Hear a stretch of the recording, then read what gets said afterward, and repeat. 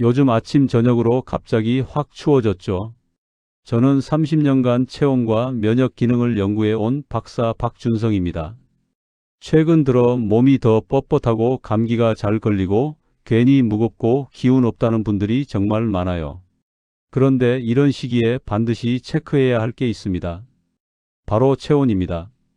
혹시 감기가 오래 가거나 피로가 며칠씩 쌓여 있는 분 계신가요?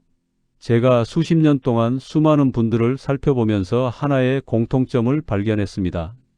체온이 떨어지면 면역력도 함께 무너진다는 사실입니다. 이건 단순히 추위를 느끼는 것과는 다릅니다. 몸 안쪽 깊은 곳에서부터 차가워지는 거예요. 체온이 조금 낮다 하면 많은 분들이 걱정부터 하시는데 오늘 제가 말씀드리는 건 응급 상황이 아닙니다. 평소 체온이 35도대 초반까지 떨어진 저체온 체질, 생활 습관 때문에 몸이 차가워진 상태에 대한 이야기입니다. 병원에 가야 하는 위급한 상황이 아니라 우리가 일상에서 충분히 관리할 수 있는 범위의 문제라는 거죠. 손발이 차고 배가 차갑고 자꾸 배탈 나고 감기가 오래가고 염증이 잘 생기는 분들. 전형적인 저체온 체질이에요. 요즘은 나이와 상관없이 많아지고 있습니다. 에어컨, 아이스 커피, 찬물, 운동 부족, 스트레스, 수면 부족. 이 모든 것들이 몸을 차갑게 만드는 방향으로 쌓여가기 때문입니다. 현대 생활 자체가 체온을 떨어뜨리는 환경이라고 봐도 과언이 아닙니다. 우리 몸에서는 매일 보이지 않는 위험 신호들이 생기지만 면역 세포가 부지런히 잡아줘야 합니다. 그런데 체온이 떨어지는 순간 이 세포들이 게을러집니다. 겨울에 추우면 밖에 나가기 싫어지는 것처럼요. 면역 세포도 똑같아요. 차가운 환경에서는 활동 속도가 확 떨어집니다. 그래서 같은 바이러스가 들어와도 어떤 사람은 가볍게 지나가고 어떤 사람은 오래 앓는 거예요. 그 차이가 바로 체온입니다. 그래서 저는 늘 이렇게 말씀드립니다. 체온이 곧 면역 속도입니다. 체온이 1도 떨어지면 면역력은 크게 감소하고 반대로 1도만 올려도 면역 활동이 몇 배로 늘어난다는 연구가 많습니다. 단 1도 차이에 몸 상태가 확 달라지는 거죠. 생각해 보세요. 여러분이 지금 36도 오라면 건강한 상태지만 35도 오라면 면역 세포들이 제대로 일을 못하고 있는 겁니다. 오늘 끝까지 보시면 왜 체온이 1도만 달라져도 몸이 완전히 달라지는지 단번에 이해되실 겁니다. 그리고 누워서도 할 수 있는 체온 올리는 방법까지 알려드릴게요. 거창한 운동이나 어려운 방법이 아닙니다. 지금 당장 오늘부터 시작할 수 있는 아주 간단한 습관들이에요. 혹시 방금 들은 증상들 여러분도 해당되시나요? 시작 전에 좋아요 한번 눌러주시고 주변 가족에게도 꼭 공유해 주세요. 여러분 생각도 댓글로 남겨주세요. 저는 오래전부터 잊지 못하는 한 분이 있습니다. 제게 조심스레 상담을 요청하셨던 69세 김호성 님인데요. 아침마다 몸이 돌처럼 굳고 손발이 얼음같이 차가워서 하루를 시작하는 것 자체가 너무 힘들다고 하셨어요. 본인은 나이가 들어서 그렇겠지 하고 대수롭지 않게 넘기셨지만 몸은 이미 오래전부터 신호를 보내고 있었던 겁니다.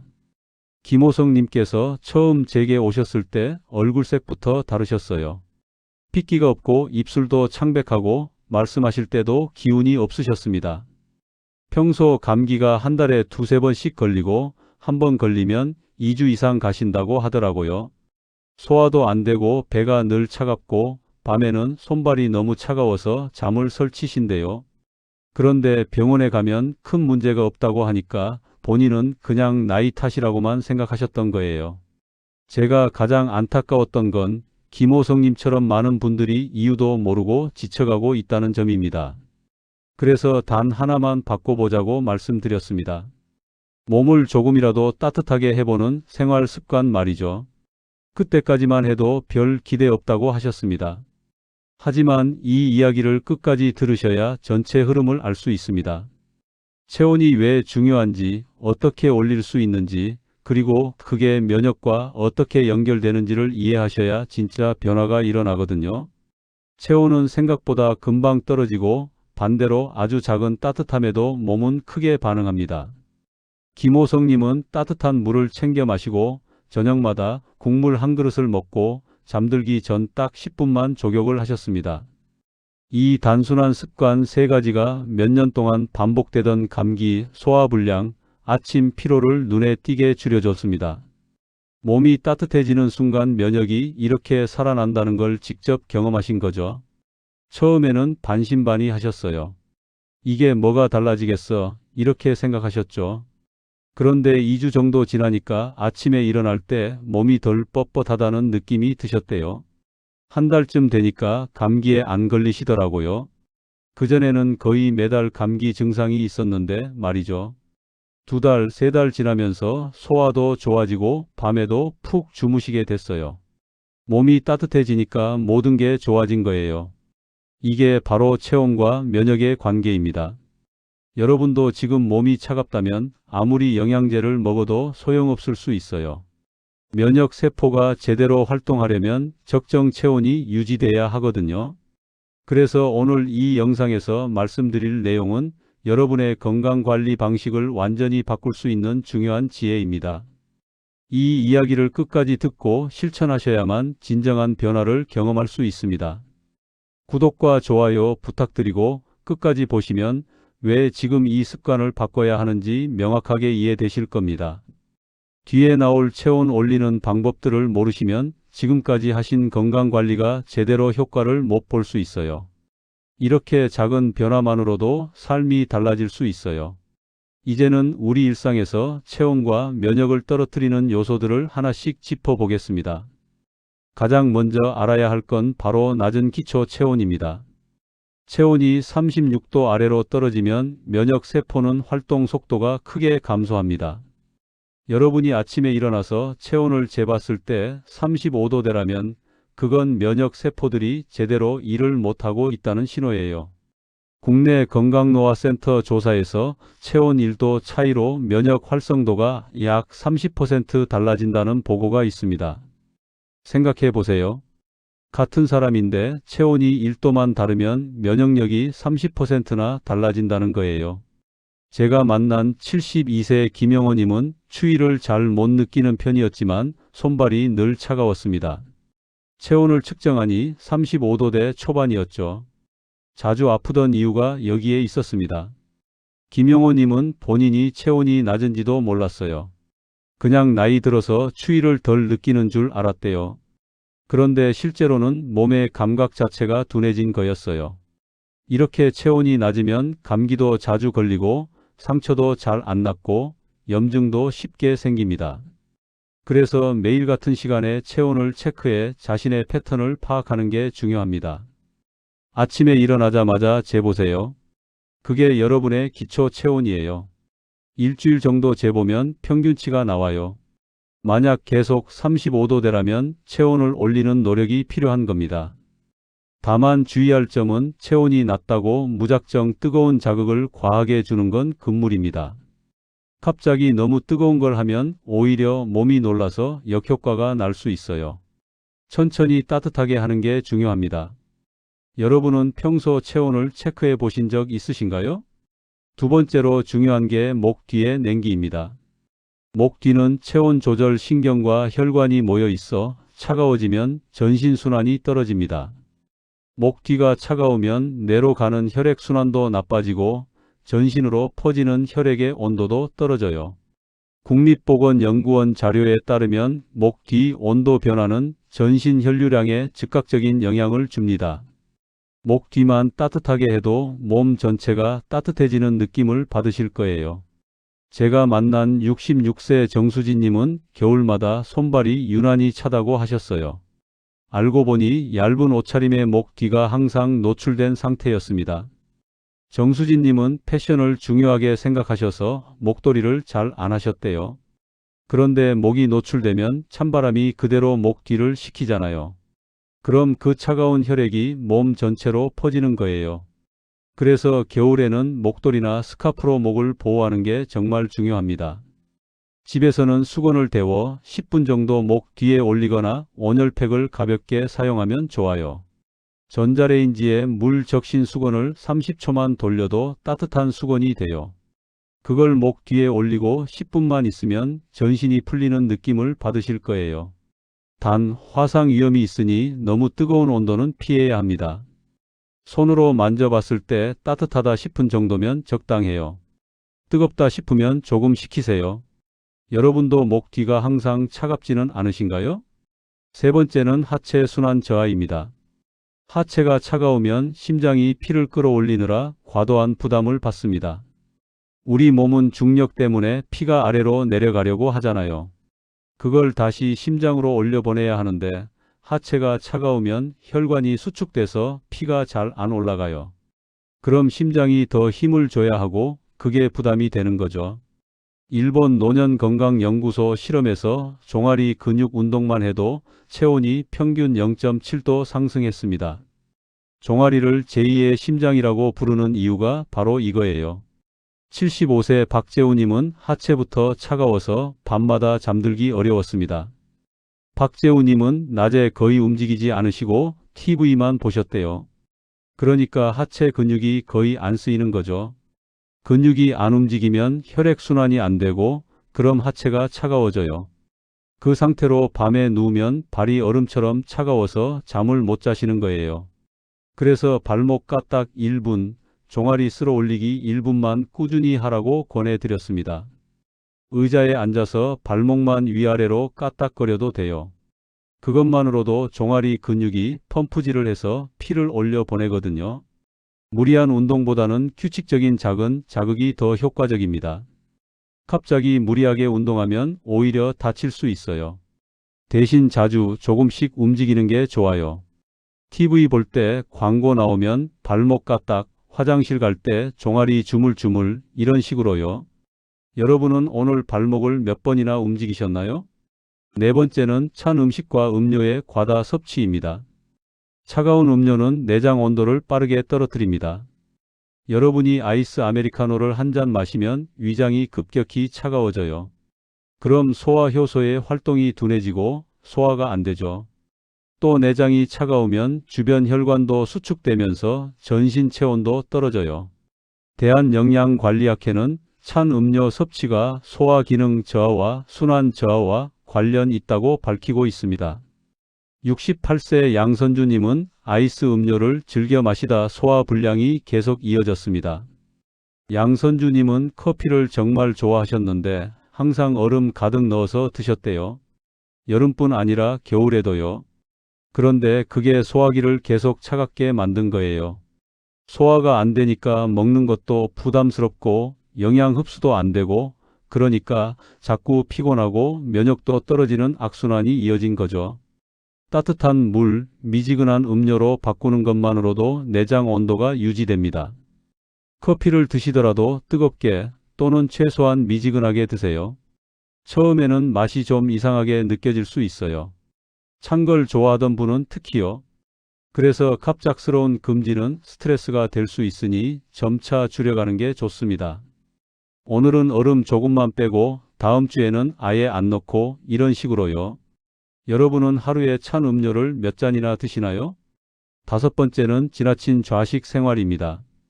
오랜 시간 앉아 있으면 하체 혈액 정체가 생깁니다. 앉아 있으면 무릎과 엉덩이 관절이 계속 굽혀진 상태잖아요. 그럼 그 부분 혈관이 눌려서 피가 잘 안 흘러요. 특히 무릎 뒤쪽 혈관이 눌리면 종아리와 발로 가는 피가 막히는 거예요. 노화활동연구센터는 하루 6시간 이상 앉아있는 생활이 체온 저하와 직접적인 관계가 있다고 발표했습니다. 70세 이문호님은 TV를 오래 보시는 습관 때문에 하체가 얼음처럼 차가워졌습니다. 이문호님은 드라마를 정말 좋아하셔서 하루에 서너 시간씩 소파에 앉아 계셨대요. 그러다 보니 하체 순환이 완전히 막힌 거예요. 발이 차갑고 저리고 일어날 때 다리에 힘이 없으시더라고요. 그래서 1시간에 한 번만 일어나 1분 스트레칭을 하라고 했어요. 타이머를 맞춰놓고 알람이 울리면 꼭 일어나서 기지개 한 번 켜고 제자리 걸음 조금 하고 그리고 다시 앉는 거예요. 그것만으로도 엄청난 변화가 있었어요. 갑자기 장시간 걷기보다는 짧은 움직임을 자주 하는 것이 좋습니다. 갑자기 1시간씩 걷겠다고 하면 무릎도 아프고 지쳐서 오히려 운동을 포기하게 돼요. 대신 자주 일어나는 습관을 들이세요. 1분이면 돼요. 여러분은 하루 중 얼마나 오래 앉아 계시나요? 마지막 6번째는 얕은 수면입니다. 수면이 얕으면 체온 조절 기능도 함께 떨어집니다. 우리 몸은 잠을 자면서 체온을 조절하고 회복하거든요. 깊은 잠을 자야 성장 호르몬도 나오고 면역 세포도 재충전되고 체온 조절 능력도 유지돼요. 한국수면건강센터 조사에서 깊은 수면을 확보한 사람은 체온 유지력이 높다는 결과가 있습니다. 67세 김상우님은 자주 깨는 습관 때문에 아침 체온이 항상 낮았습니다. 김상우님은 밤에 2~3시간마다 깨신대요.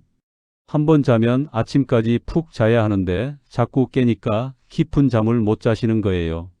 그럼 아침에 일어났을 때 몸이 회복이 안 된 상태고 체온도 낮아요.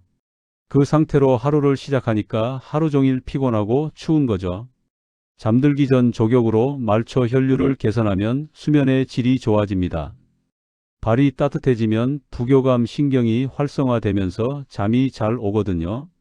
단 너무 뜨거운 물은 오히려 각성 반응을 일으킬 수 있습니다. 족욕할 때 물이 너무 뜨거우면 교감 신경이 자극돼서 잠이 안 와요. 미지근하게 발을 담갔을 때 기분 좋은 정도의 온도가 적당해요. 요즘 여러분의 수면은 어떤가요?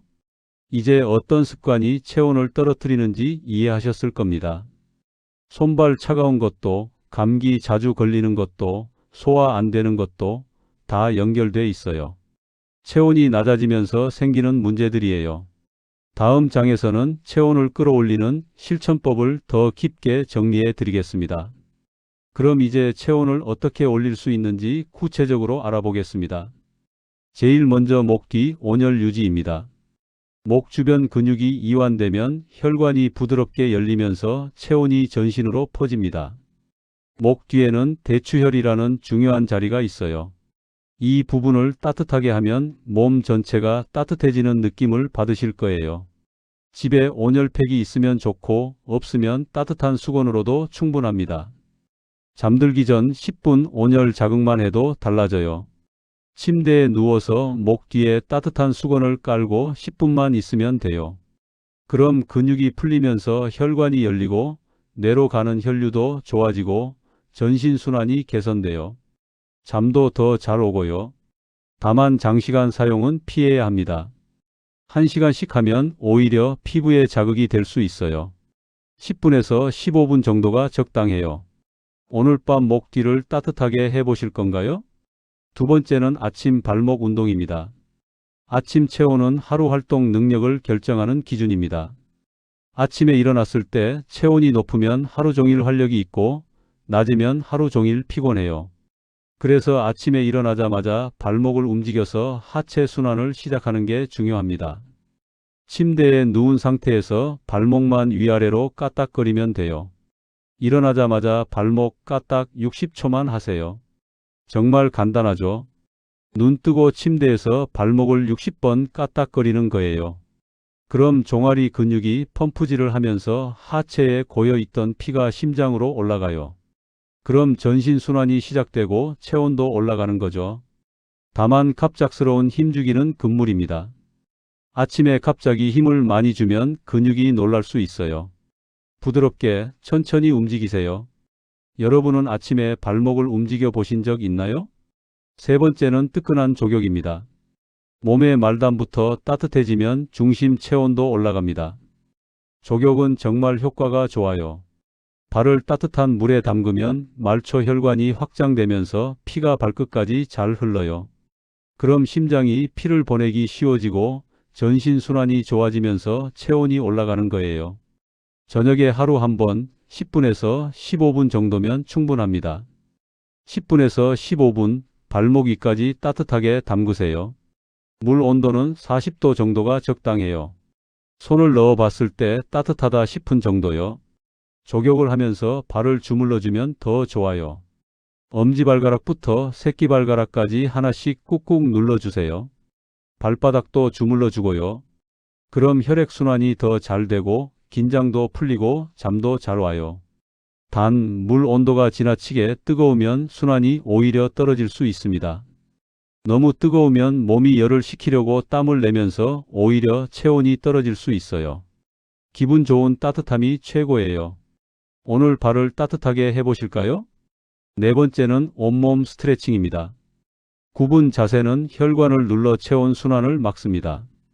우리가 구부정하게 있으면 가슴이 압박되면서 호흡도 얕아지고 혈관도 눌려요.